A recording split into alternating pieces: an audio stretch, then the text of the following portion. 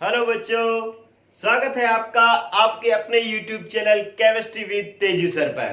दोस्तों, 10th class के छठे लेसन का आज 11वां एपिसोड है। पिछले एपिसोड्स में हमने अभिक्रियाओं के प्रकार पढ़े हैं। आज भी एक अभिक्रिया का प्रकार ही पढ़ रहे हैं जिसे हम कहते हैं उदासीनीकरण अभिक्रिया। तो आज का टॉपिक है बच्चों उदासीनीकरण अभिक्रिया। क्या होती है उदासीनीकरण अभिक्रिया? मैं एक अभिक्रिया लिखता हूं, फिर हमें इसकी परिभाषा अपने आप मिल जाएगी। देखो बच्चों, मैं क्या करता हूं कि मेरे पास एक क्षार है NaOH। ये क्या है? क्षार। इसकी अभिक्रिया मैं HCl से करवाता हूं, जो कि क्या है? एक अम्ल है। इनमें अभिक्रिया कैसे होती है कि जो क्षार होता है ना, इनमें NaOH में जो क्षार है उसमें Na प्लस है, OH माइनस है। अम्ल में H प्लस है, Cl माइनस है।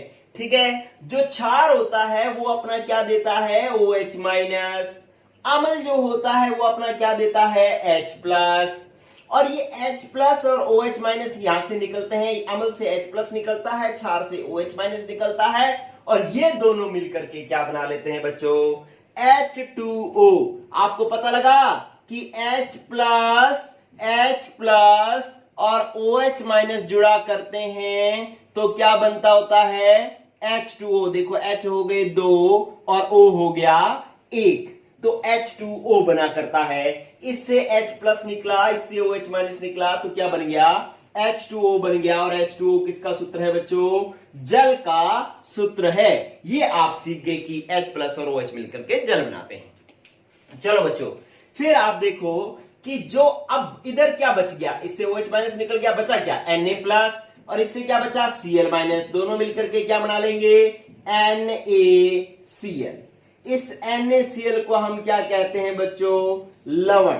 NaCl जो घर में काम में आता है, नमक, वही है, और इसको हम क्या कहते हैं? लवण कहते हैं। ठीक है, तो अब अपने पास देखो परिभाषा बन गई क्या? देखो, इसको थोड़ा सा मैं टेढ़ी लिख दी अभिक्रिया। इस तरीके से लिखेंगे, ये बना था हमारे पास NaCl और एक हमारे पास बना था H2O।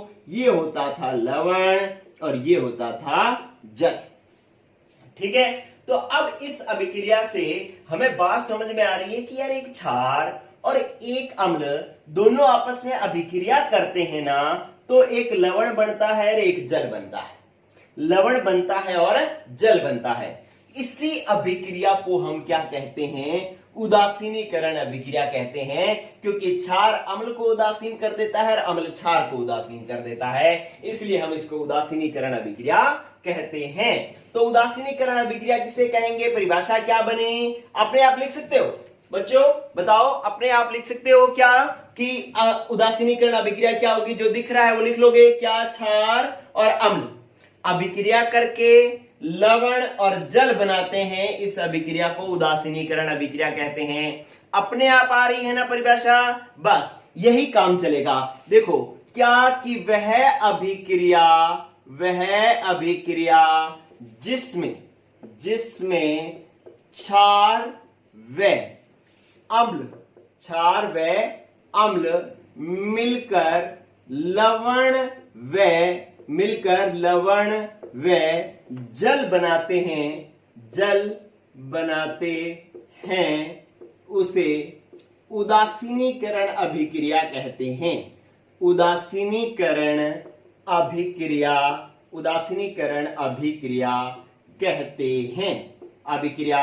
कहते हैं। ये लो बच्चों, आपके पास 10वीं में प्रश्न आएगा कि उदासीनीकरण अभिक्रिया किसे कहते हैं? उदाहरण लिखो। तो आप ये परिभाषा लिखोगे और ये उदाहरण लिखोगे तो आपके नंबर हो जाएंगे इस क्वेश्चन के पूरे। ठीक है, चलो। अब आप कहोगे कि सर आपने कह दिया क्षार और अम्ल मिलकर के लवण और जल बनाते हैं, लेकिन क्षार क्या होता है आपने हमें बताया ही नहीं, अम्ल क्या होता है ये आपने हमें बताया ही नहीं। चलो, मैं अब इनके बारे में बताता हूं कि अम्ल क्या है और क्षार क्या है। तो पहले मैं यहां पर बता रहा हूं बच्चों क्या कि अम्ल, क्या बता रहा हूं? अम्ल। देखो इधर, ये हुआ बच्चों अम्ल। पहले मैं अम्ल समझा रहा हूं क्या होता है। अम्ल मैं नहीं समझाऊंगा, आप अपने आप बताओगे कि ये अम्ल है और क्या कर रहा था, इससे इसकी परिभाषा मिल जाएगी।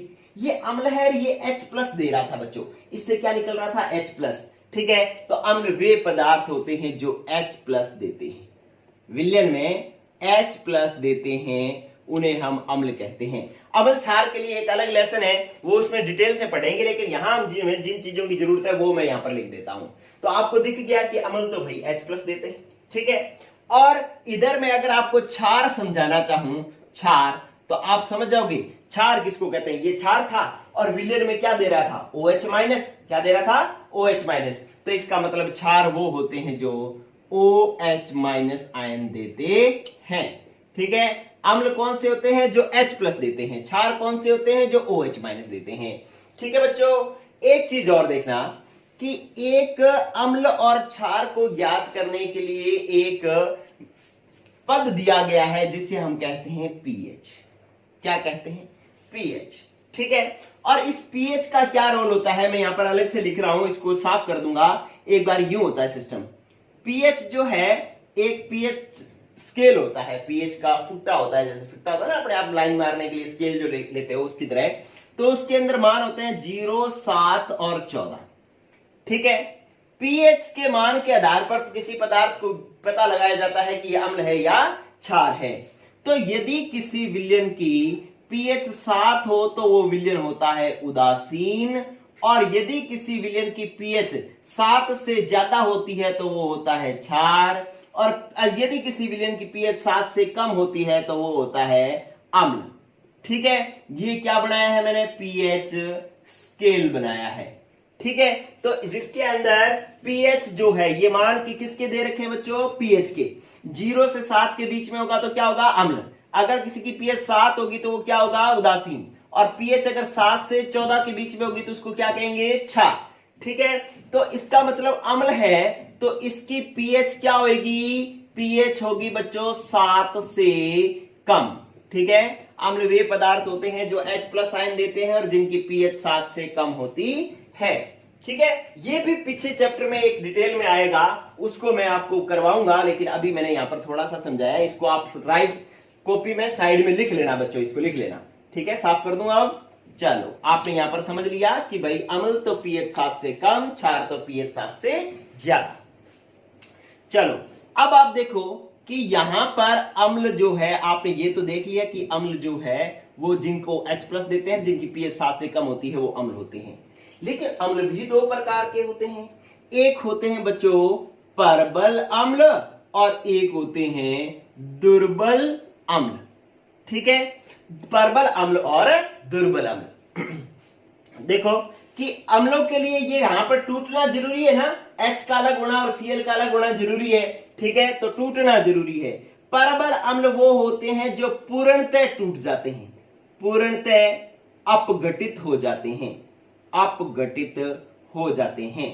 ठीक है, और दुर्बल अम्ल वो होते हैं जो पूर्णतः अपघटित नहीं होते, पूर्णतः अपघटित नहीं होते। अपघटित का मतलब क्या होता है, टूटना।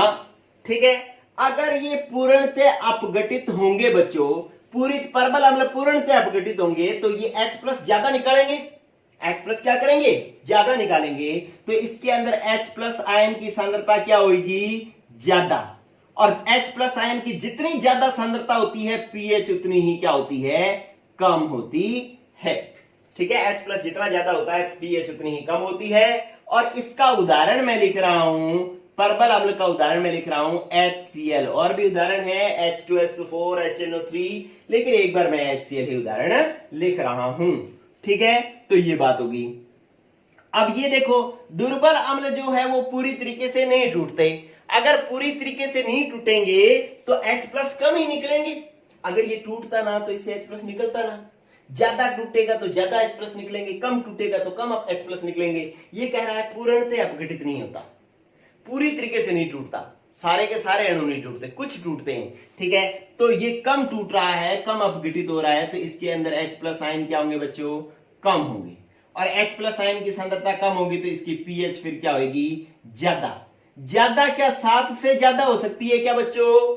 नहीं, क्योंकि ये हम अम्ल ही पढ़ रहे हैं, सारे अम्लों की पीएच 7 से कम ही होती है। हाँ, 7 में अगर कोई 0, 1, 2 है तो वो तो परबल अम्ल हो गए, और 7 में जिसकी पीएच जो है 5, 6, 7 ऐसी है, 5, 6, 6.5 ऐसी है, तो वो क्या होंगे? दुर्बल अम्ल होंगे।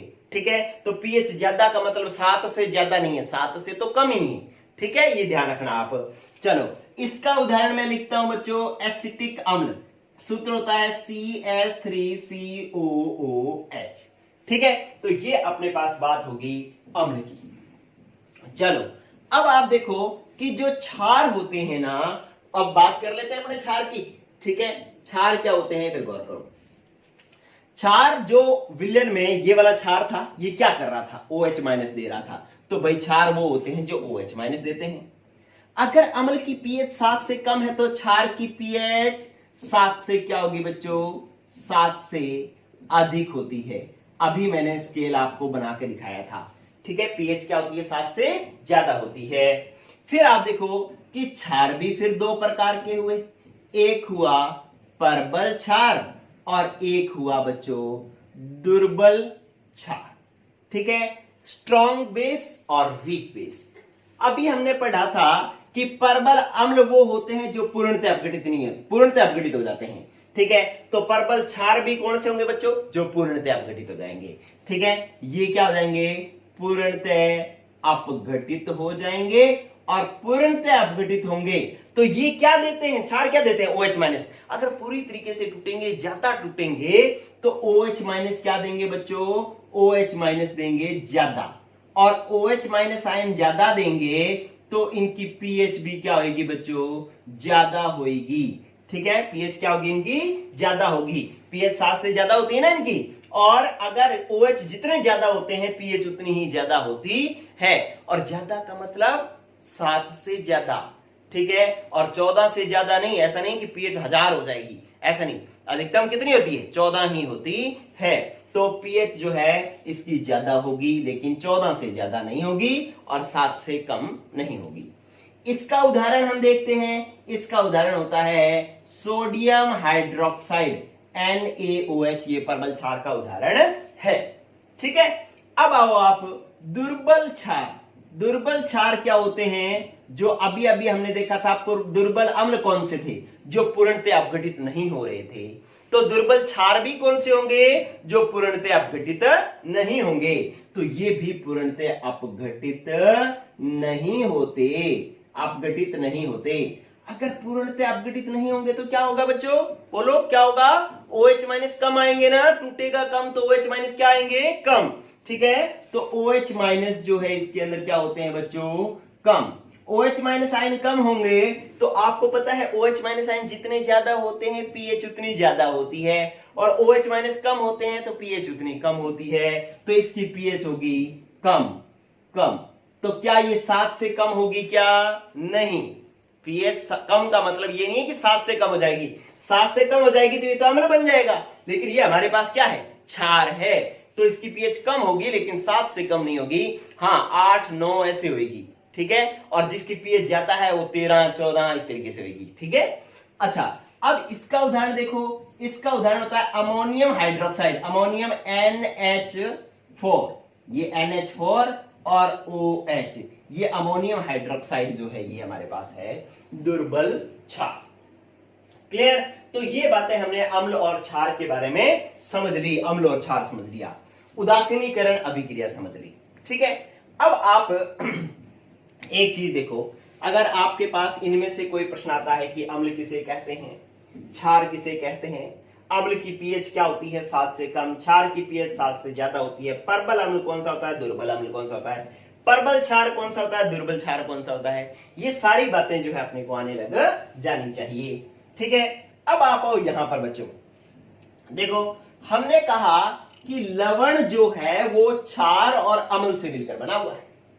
ठीक है, तो क्षार कौन सा? क्योंकि क्षार तो हमारे पास 2 प्रकार के हैं ना, परबल और दुर्बल।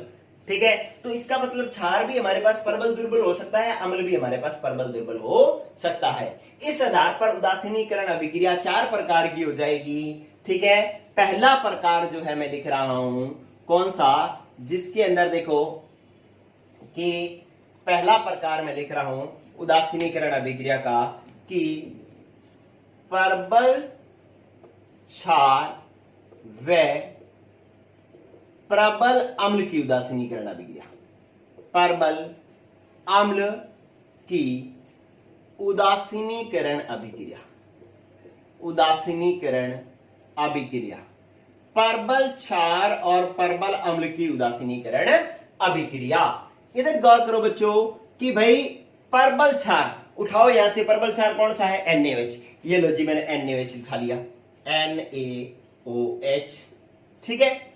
अब उठाओ, कह रहा है परबल अम्ल, परबल अम्ल कौन सा है, HCl, ये लो जी HCl उठा लिया, ठीक है। अब क्या होता है कि परबल क्षार क्या देता है, OH माइनस, अम्ल क्या देता है, H plus, H minus, H plus और OH माइनस मिलकर के क्या बनाते हैं, जल। ये क्या बचा, Na प्लस, और ये क्या बचा, Cl माइनस, क्या बन गया, NaCl, ठीक है। तो ये हमारे पास परबल क्षार था और ये हमारे पास प्रबल अम्ल था, ठीक है। इन्होंने मिलकर के क्या बना लिया, लवण और जल बना लिया। ये उदासीनीकरण अभिक्रिया होगी किसकी, परबल क्षार और परबल अम्ल की।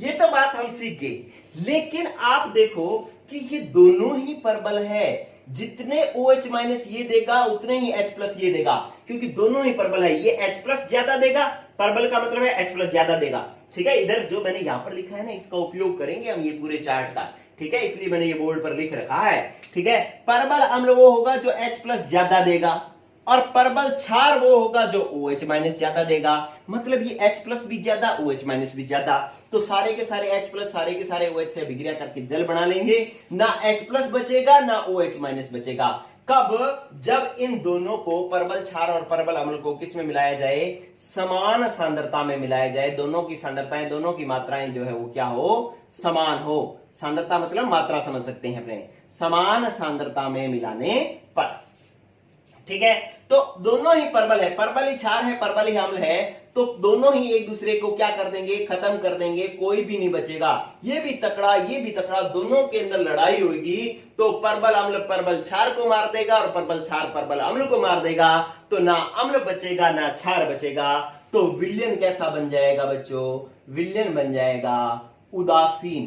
कैसा बन जाएगा, उदासीन विलयन बन जाएगा, ना अम्ल बचा ना क्षार बचा। और उदासीन विलयन की पीएच कितनी होती है, अभी मैंने बताया था, पीएच कितनी होती है उदासीन विलयन की, 0 नहीं, कितनी होती है, 7। उदासीन विलयन की पीएच कितनी होती है, 7, ठीक है। तो आपके पास यहां पर अगर पेपर में प्रश्न पूछा जाए कि परबल अम्ल और परबल क्षार की अभिक्रिया करवाने पर जो विलयन बनता है उस अभिक्रिया मिश्रण की पीएच कितनी होगी, ठीक है। तो आपने देखो दोनों ही तकड़े, परबल ही अम्ल है परबल ही क्षार है, लड़ाई हुई, दोनों ने एक दूसरे को मार दिया, ना अम्ल बचा ना क्षार, तो विलयन कैसा बच गया फिर, उदासीन, ना अम्ल है ना क्षार है, तो उदासीन होगा तो पीएच कितनी होगी, 7। क्या बात समझ में आ गई क्या बच्चों, ठीक है। तो इस तरीके से ये अपने पास पहला प्रकार हो गया। चलो इधर देखो, फिर अपने पास दूसरा प्रकार मैं बता रहा हूं कि आपके पास परबल तो क्षार हो और दुर्बल जो है वो क्या हो बच्चों, अम्ल। परबल क्षार हो और दुर्बल अम्ल हो, तब क्या होगा, तब देखो कि आपके पास परबल क्षार है और दुर्बल अम्ल। दुर्बल अम्ल का उदाहरण बताओ क्या है, बोलो दुर्बल अम्ल, मैंने यहां पर लिख रहा होगा अम्ल, ये दुर्बल कौन सा, एसिटिक अम्ल, ठीक है। तो आप एसिटिक अम्ल लिख लो। एसिटिक अम्ल का सूत्र क्या होता है बच्चों, CH3CO और H, ठीक है। ये अपने पास होता है दुर्बल अम्ल, दुर्बल अम्ल, ठीक है। अब क्या होगा कि ये अम्ल जो है वो H प्लस देगा, क्षार जो है OH माइनस देगा, दोनों क्या बना लेंगे, जल, तो ये बन गया बच्चों H2O, ठीक है। अब इधर से क्या बच गया, CH3COO माइनस बच गया, ये CH3CO माइनस बच गया, ठीक है। इसको मैं थोड़ा सा बड़ा लिख देता हूं, CH3COO माइनस, ठीक है, ये बच गया। और इधर से क्या बच गया, Na प्लस, तो ये इससे Na प्लस जुड़ जाएगा, ठीक है। जगह नहीं है, मैं इसको ऐसे लिख देता हूं, पहले बन गया CH3COO माइनस, और इधर से आया क्षार से आया Na प्लस, और ये बन गया हमारे पास लवण, और प्लस में आपको पता है जल तो बनता ही है। ठीक है, तो ये हुआ परबल क्षार और दुर्बल अम्ल। परबल क्षार NaOH, दुर्बल अम्ल एसिटिक अम्ल, दोनों की अभिक्रिया करवाई, लवण और जल बन गया। लेकिन परबल अम्ल और दुर्बल क्षार, परबल क्षार और दुर्बल अम्ल की अभिक्रिया करवाओगे तो परबल क्षार तकड़ा है, अम्ल कमजोर है, तो क्षार जो है अम्ल को जो है क्षार जो है वो अम्ल को क्या कर देगा, मार देगा, क्योंकि अम्ल तो क्या है, दुर्बल है, कमजोर है, ये तकड़ा है, तो ये बच जाएगा, ये मर जाएगा। जो बच जाएगा उसका प्रभाव रहेगा, बचा कौन, क्षार, तो विलयन कैसा हो जाएगा बच्चों, क्षारीय। विलयन कैसा हो जाएगा, क्षारीय। ये देखो परबल है, ये दुर्बल है, ये परबल तकड़ा है, तकड़ा इसको मार देगा तो ये बच गया, इसलिए विलयन क्या हो गया, क्षारीय। ये तो अम्ल तो मर ही गया। अब विलयन क्षारीय होता है तो पीएच 7 से अधिक होती है, तो आप क्या लिखोगे, पीएच क्या होगी इसकी, अधिक। किससे अधिक, 7 से अधिक, क्योंकि विलयन कैसा है, क्षारीय, और क्षार की पीएच क्या होती है, 7 से अधिक होती है। ठीक है बच्चों, तो इस तरीके से आप दूसरी बात नोट कर सकते हो।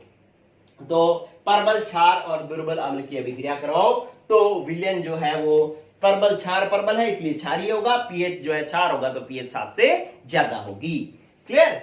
अब आओ आप नेक्स्ट बच्चों, फिर सीखो कि अगर आपके पास क्षार को अब हम कर देते हैं कमजोर, क्षार को कर देते हैं बच्चों दुर्बल, ठीक है, अम्ल को क्या कर देते हैं, परबल।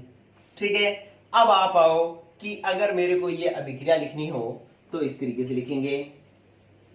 चलो, दोनों को समान सांद्रता में मिलाना है, अम्ल और क्षार को। ठीक है, अब आपके पास दुर्बल क्षार का उदाहरण देखो क्या था, दुर्बल क्षार, दुर्बल NH4OH। ठीक है, तो दुर्बल क्षार मैंने लिखा NH4OH, NH4OH, ये हमारे पास दुर्बल क्षार है। और अम्ल कैसा लेना है, परबल अम्ल का उदाहरण है HCl, तो मैंने लिख दिया ये लो HCl। ठीक है, चलो ये अपने पास है परबल अम्ल। ठीक है, अब क्या हुआ कि जो आपके पास क्षार होता है वो OH माइनस देता है, अम्ल जो होता है क्षार OH माइनस देता है, अम्ल H+ देता है। अगर ये दोनों अभिक्रिया करेंगे तो H+ और OH माइनस क्या बनाते हैं, मैंने शुरू में ही बता दिया था, क्या बनाते हैं, जल, H2O बनाते हैं। और यहां पर क्या बच गया, NH4, और यहां क्या बच गया, Cl, तो क्या बन जाएगा, NH4Cl। ये क्या होगा बच्चों, लवण। NH4Cl क्या होगा, लवण। ठीक है, तो इस तरीके से ये उदासीनीकरण अभिक्रिया होगी दुर्बल क्षार और परबल अम्ल की। ठीक है, अब मुझे आप फटाफट एक बात बता दो बच्चों, ये तीसरा पॉइंट है ना, तीसरा पॉइंट है।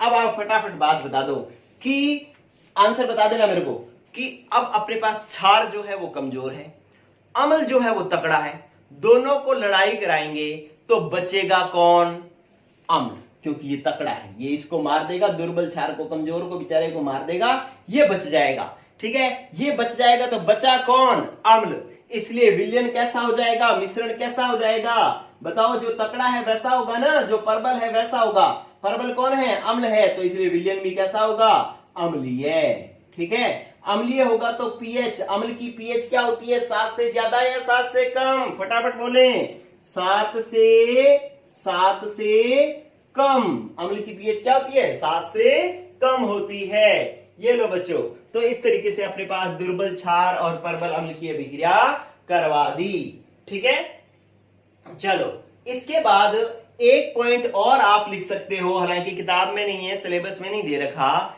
लेकिन फिर भी आप लिख सकते हो, दुर्बल ही क्षार हो, दुर्बल ही अम्ल हो। ठीक है, दोनों दुर्बल हो तो क्या होगा, दोनों दुर्बल हो। चौथा पॉइंट मैं वैसे ही बना रहा हूं, आपका जो टॉपिक है बुक का सिलेबस खत्म हो गया, बुक में इतना ही दे रखा है। ठीक है, मैं थोड़ी सी बात और बता दूं, अगर दोनों ही दुर्बल हो, दुर्बल ही क्षार हो, दुर्बल ही अम्ल हो, ठीक है, तो क्या होगा कि दुर्बल क्षार तो हो गया और दुर्बल अम्ल। दुर्बल अम्ल कौन सा होता है बच्चों, दुर्बल अम्ल कौन सा होगा कि आपके पास एसिटिक अम्ल CH3COOH। ठीक है, और अभिक्रिया होगी तो क्या होगा कि OH और H, H2O बनेगा, और प्लस में ये CH3COO माइनस, और इससे जुड़ जाएगा NH4। ठीक है, तो ये बन जाएगा अमोनियम एसीटेट। ठीक है, ये बन गया हमारे पास लवण और ये बन गया हमारे पास जल। ठीक है, तो ये दोनों ही कमजोर है, ये भी दुर्बल है और दुर्बल ही अम्ल है, दुर्बल ही क्षार है। दोनों कमजोर कमजोर लड़ेंगे, फिर तब भी हमें यही संभावना है कि दोनों एक दूसरे को क्या कर दें, मार दें। ठीक है, अम्ल भी कमजोर, क्षार भी कमजोर। अब कमजोर कमजोर लड़ते हैं तो भी मार सकते हैं एक दूसरे को, और प्रबल प्रबल तब लड़ेंगे तब भी एक दूसरे को मार सकते हैं। लेकिन एक प्रबल और एक दुर्बल हो तो जो प्रबल होगा वो दुर्बल को मारेगा, और अगर प्रबल अम्ल हो दुर्बल क्षार हो तो अम्ल जो है वो क्षार को मार देगा। अब ये दोनों इसको मार सकते हैं, इसलिए विलयन जो है इसका भी क्या हो सकता है, उदासीन हो सकता है, और पीएच जो है इसकी 7 हो सकती है। ठीक है, ये जो मैंने चौथी बात बताई है, किसी को समझ में आई तो ठीक, ना आई तो ठीक, कोई बात नहीं, आपको नोट नहीं करना क्योंकि ये सिलेबस में नहीं है। तो इस तरीके से आपकी उदासीनीकरण अभिक्रिया हुई पूरी बच्चों। ठीक है, आप इसके नोट्स बनाते रहें, और कल मैं आपको करवाऊंगा उत्प्रेरक टॉपिक। जो बच्चे 10th क्लास के अभी तक भी चैनल से नहीं जुड़े हैं, बिना चैनल सब्सक्राइब किए वीडियो देखे जा रहे हैं, उनको एक आध वीडियो ही देखने को मिलेगी। ठीक है, इसलिए आप क्या करें बच्चों, सब चैनल को जैसे ही वीडियो देखें आप चैनल को सब्सक्राइब कर लें और बेल आइकन दबा लें, जिससे जैसे ही मैं अगली उत्प्रेरक वाली वीडियो जैसे ही अपलोड करूंगा आपके पास पहुंच जाएगी। आपको किसी से मांगने की जरूरत नहीं पड़ेगी, आपको घर बैठे आपको वीडियो मिल जाएगी और आप उसको देख करके अच्छे से तैयारी करते रहो बच्चों। गुड लक, पढ़ते रहो। ओके बच्चों।